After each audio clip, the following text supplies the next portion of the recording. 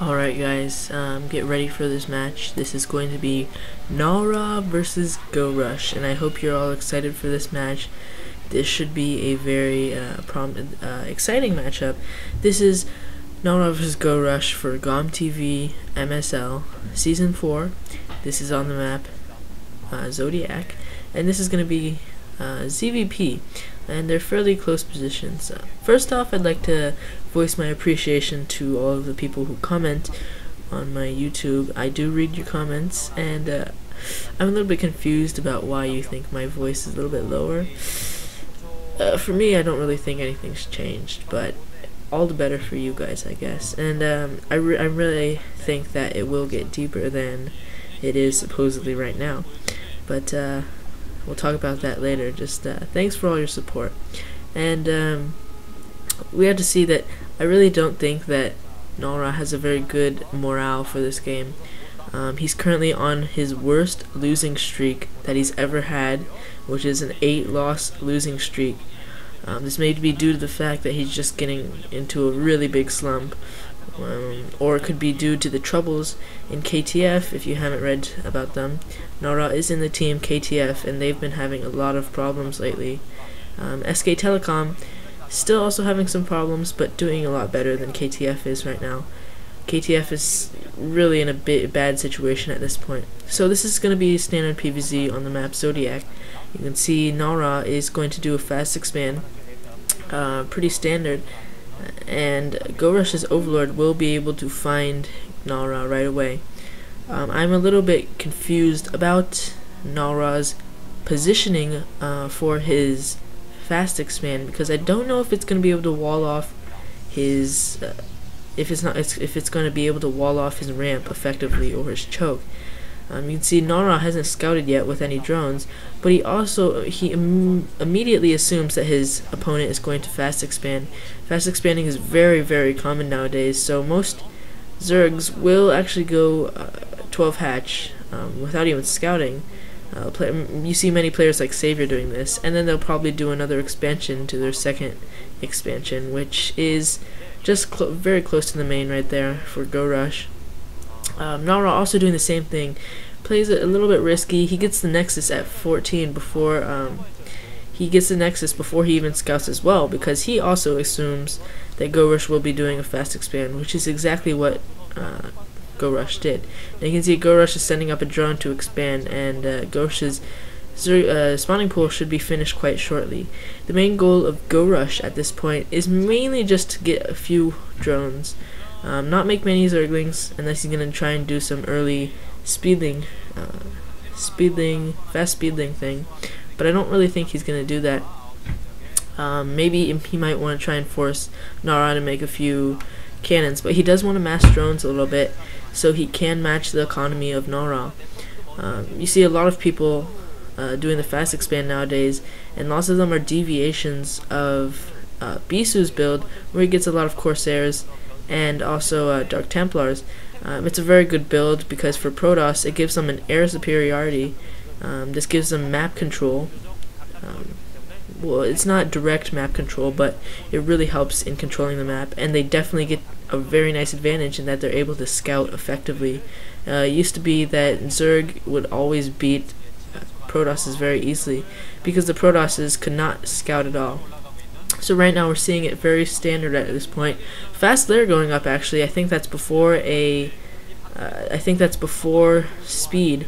So you can see that Gorush probably going to try and do a little bit of fast tech, probably maybe get a few higher tech units, maybe lurkers. Maybe he just wants to get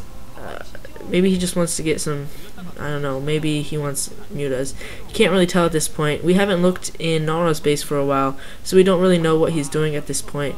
You see that the expansion is finally up for Gorush, and as I said, Nara's positioning for the fast expand, I'm really a little bit worried. It doesn't seem like it's the best of expansions. Now, a few zealots coming out to pressure, and this scouting probe will also get back in by clicking on a mineral. First zealot coming into pressure, it's not going to be able to do any damage. There's only 2 zealots here, and Gorush has about 8 Zerglings, so I don't think he's even going to be able to get a drone.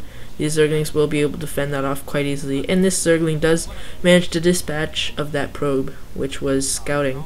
Another scouting probe coming in, and hopefully it will be denied. Now we see a Stargate coming in, and Gorush immediately sends his Overlord outside, and also a +1 going up for Nara. So Nara, very standard for a +1. I don't know if Gorush is getting his +1 carapace yet though, but he really needs it, because Zealot's 2 hitting Zerglings is just, it's really not good.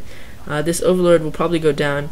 It'll slow down Gorush a teeny bit, but not that much, I don't think.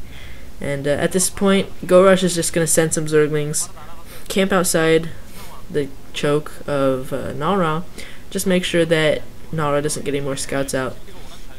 You can see that these Zerglings still don't have speed yet, so he's really pretty sure that there's not going to be any aggressive builds here by Nara. And pretty standard. You can see Nara is actually making his 2nd Corsair, and this Hydralisk stand is also up, and the lair, so we're definitely going to see some lurkers. I think that Hydras would also be pretty effective in this, because of the fact that the Protoss will probably not have as many High Templars because they tech fast and they're using their gas on Corsairs. Another thing to note, that lurkers will also be very effective because they will be the Protoss will be getting late observers.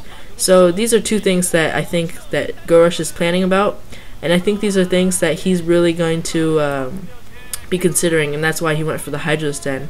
This small attack over here, it's not going to do much. I don't think it was a very good attack by Gorush. He lost a lot of Zerglings, and he only got he weakened the units, but really it wasn't a very good attack in my opinion.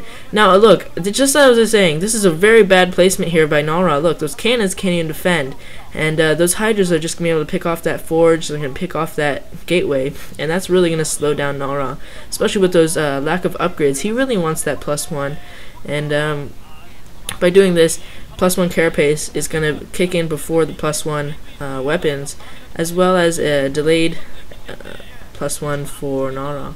So you can see at this point these Hydras are doing a good job. They're forcing Nara to make more cannons, but I really don't agree with his placement right there. It's a very bad placement. Not all the cannons can hit at once, and basically that placement is just not very good. I don't think he should have placed that pylon where he did originally in the game. These Hydras looking for some open spots, but the Zealots are at the ramp at this point. You can see Gorush already has speed, so at this point he may be considering that there will be Dark Templars, but he also may be going for a drop. I think at this point Hydras would be a good thing to drop, especially if he focus fires some key. Okay, so actually these Hydralisks going in, trying to pick off some Zealots, and they're also trying to pick off some cannons. Nara can't really do anything about this. These Zealots are coming out now. They still don't have speed. Gorush not microing this at all. He's not even pulling back his Hydras. If he pulled back his Hydras, it would have been a lot better for him. He probably would have gotten a few more Zealots and not lost as many